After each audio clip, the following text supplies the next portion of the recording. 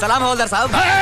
हवलदार नहीं है, इंस्पेक्टर है, इंस्पेक्टर पक्कड़ सिंह। ओहो, क्या नाम है? वाह वाह। ऐसे असला बारूद की बड़ी स्मगलिंग हो रही है, पीछे की है। अरे साहब, हमारी क्या चेकिंग करेंगे आप? हम तो बड़े शरीफ बंदे हैं। और शरीफ बंदे हैं। हाँ? बड़ा शरीफ बंदा है, शराब पी के गड्डी चलान दो है क्या? अरे नहीं नहीं साहब, ये शराब नहीं है साहब, ये तो कुछ और है। चुप कर, पुलिस है, कलर पहचानती है, कलर ला इधर ला।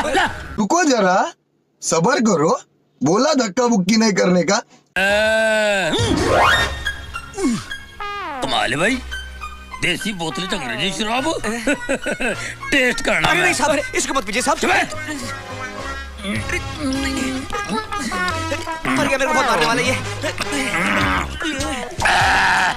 ओए कमाल दी